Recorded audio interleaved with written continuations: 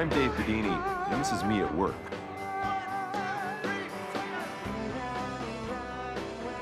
Oh sure, playing with the rheostatics looks like fun, and it is. But these days I measure everything in life against whether I have as much fun as I do playing hockey. For the last 10 years I've skated 4-5 times a week.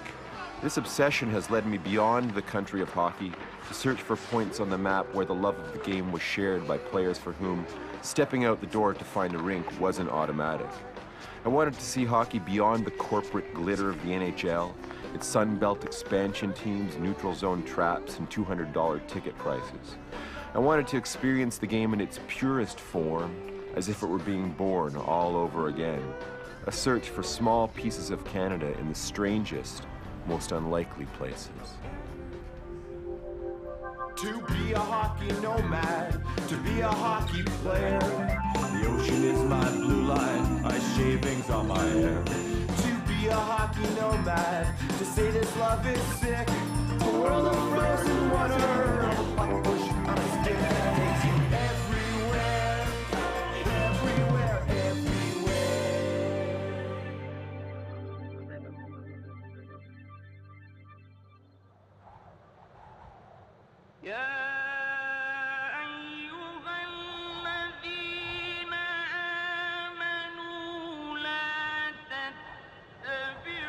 When I first heard about hockey in the Arabian desert, the idea seemed as if drawn from a crazy dream, the kind of vision one might conjure after days wandering alone across the sand, the imagination warped by the torpor of the sun. But standing here along the trail of the true nomads, I can see now that the only thing that separates sand from snow is climate. Both drift in silent beauty, both settle into stupendous shimmering mountains, and both, when laid across the unforgiving plain of the United Arab Emirates, provide the perfect surface for the very sport I've come to discover.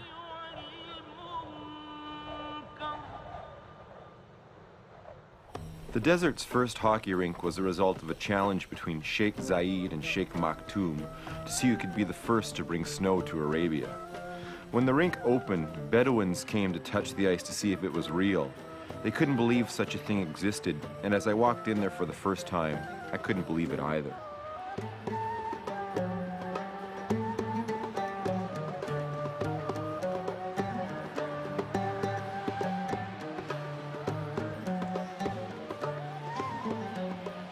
When the rinks of the United Arab Emirates were first built, they were instantly popular with the young Arabs, partly because they were so new that they didn't fall under the cultural taboos that restrict men and women from associating casually in public places. Whoa! Of course, if you're there to be seen, you want to look good, so the Arabs quickly developed their own flashy style of skating. It took a handful of Canadian expats to see that they were able enough on their skates to play hockey. So some sticks and equipment were brought in, and a few years later, a desert team was born.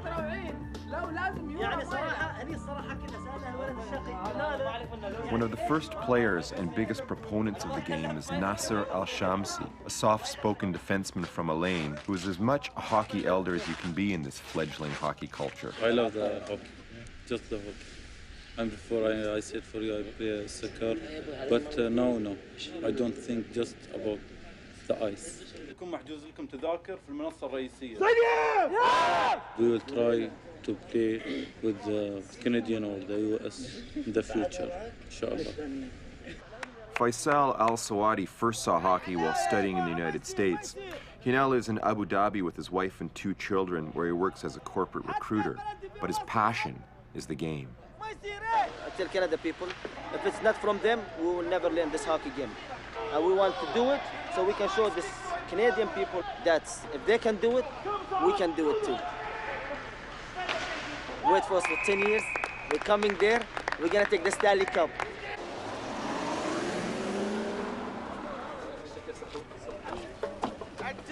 I got everything set up. This is the remote control for the TV. It says Z06, the fastest Corvette ever that they built.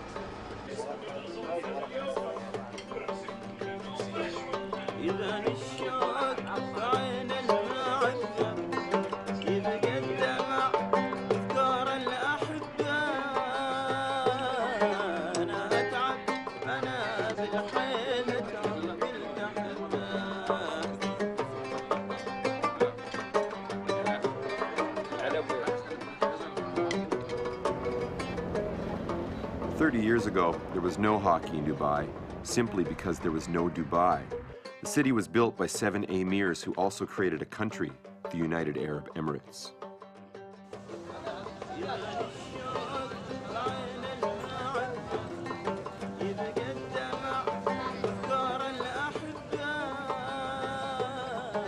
I came to Dubai to play in the Mighty Camels hockey tournament, already 10 years old. Started by a handful of Canadian expats, the tourney draws teams from other Middle Eastern hockey hotbeds like Bahrain, Kuwait, Jordan, Saudi Arabia, who sent 2 clubs, and teams from Malaysia, Hong Kong, and Japan. So who's not from Canada or America here? Where are you from? Sweden. It's not their fault. Sweden and England. And don't bring up Belarus. I knew. Yeah, home and away. That's Yeah, that's nice, eh? Oh, sweet. We're just a bunch of guys. That's what the whole tournament is about, actually.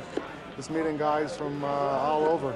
We go to tournaments in Bangkok and KL and Hong Kong. And it's a kick, you know, playing international hockey in the desert. For the first few years, the tournament was strictly the domain of the expats. Al Wada, the Arab team, first competed in 1998, and they finished last. But in 2001, the Nationals won the backing of Sheikh Fala, worth over $40 billion, and himself a part-time player. To hear the players speak, they sound as if they might have learned the game not on the sand, but in the cold rinks of northern Alberta. I love everything about hockey. I'm very crazy about hockey. Body contact, cross-checking, I play because I want to win. fights, The puck hit me here. bloods. It's in here, 2 in here, I have 4 stitches here. I got hit with the puck over here. sometime in my lips. I lost my tooth. It's all over here. Got broken shoulder. My knee. I can't wait to play the next game.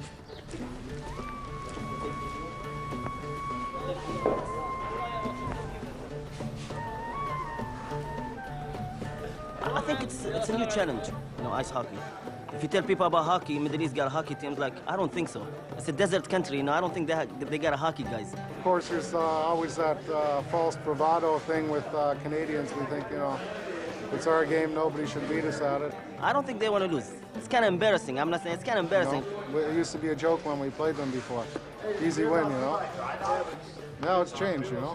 These guys, like I said, they take it serious, they're passionate about it, they practice hard. You're gonna take the cup and gotta go home and that's it. Feel happy. Take it to him, Riyadh. My team in the tournament, the Kansaheb Buds, are one of the many expat clubs competing this year. Let's go, guys. head just to wake you up. Tomorrow now. Our first test comes against Al Wada, led by their 2 Belarusian player coaches, recruited by Sheikh Fala to help the Arabs win this year's title. Oh, forget. Juma, black. What you get, black? Look how we play now with black. Who you black? The Belarusians are a big story at the tournament, and at times they overshadow the real progress made by the young Arab skaters. Through their coaching, the Belarusians have removed much of the Arabs' character from the game, if making them better disciplined and more successful at the same time. In the past, they'd incant passages from the Holy Koran before the games, but now it's a lot of chalk talk and broken English.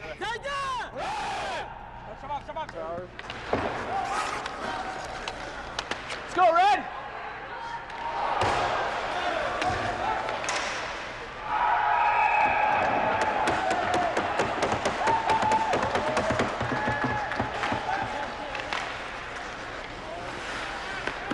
Against our team, the Belarusians scored lots, but they didn't score every goal. There were times when I'd be fighting for a puck in the corner, only to look up to see the names Jurki, Suhail, Nasser, and hear them shout in Arabic as if that crazy hockey dream had come alive.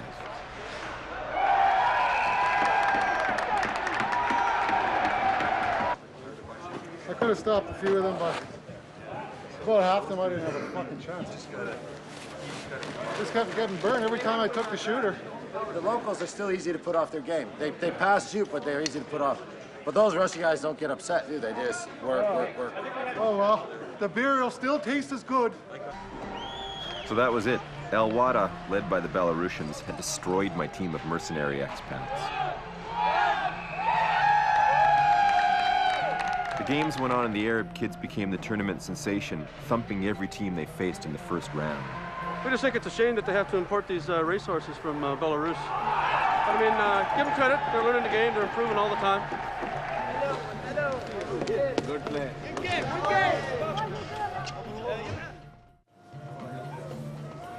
There are 2 rinks around Dubai and 1 in neighboring Abu Dhabi, and in each case they're at the heart of a sprawling amusement park.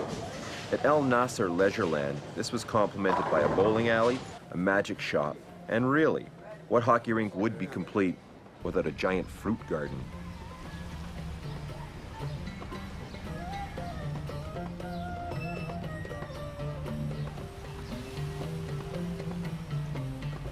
Oh, sure, it might look like Abim Rahman lives in the giant strawberry, but really, he lives at the rink.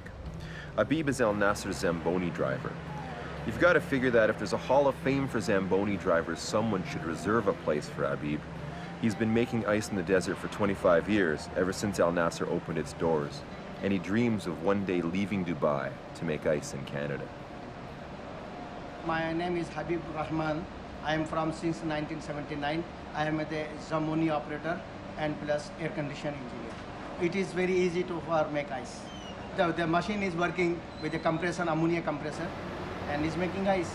I learned about 2 years, but it takes time to learn because this is very sleeping, and I have to look after to not slip. Be careful, not like a road. I can drive on the ice in the Canada because I have very experience and I will drive on the ice car, no problem.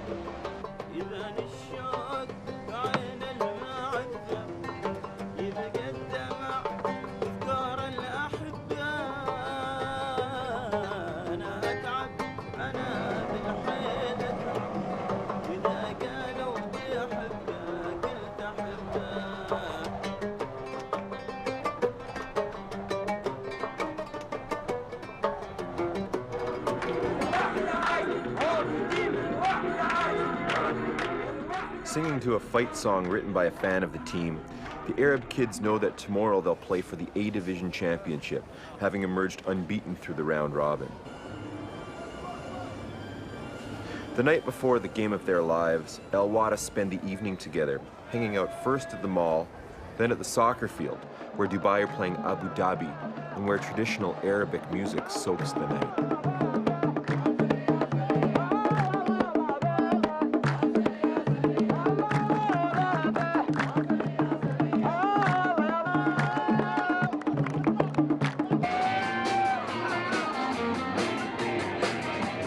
But in the meantime, the rest of the players in the tournament, including the expat club that will provide Al Wada's opposition tomorrow, are of a slightly different mindset.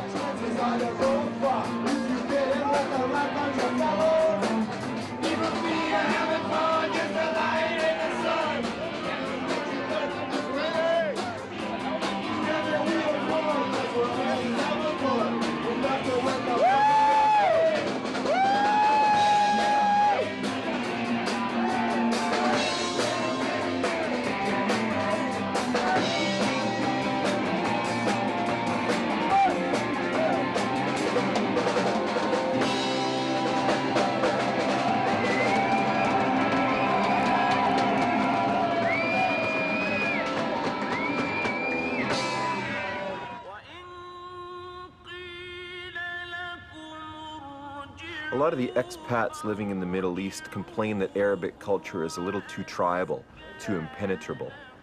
At one point in time, the hockey rinks provided a place of harmony, of a shared love for the game. But on this morning, while the expats sleep off their hangovers, Al Wada hit the mosque, illustrating the divide between the two solitudes. One can only guess as to what effect this might have on the big game. The Arabs are pitted against the Dubai Mighty Camels, a big skilled team filled with Canadians.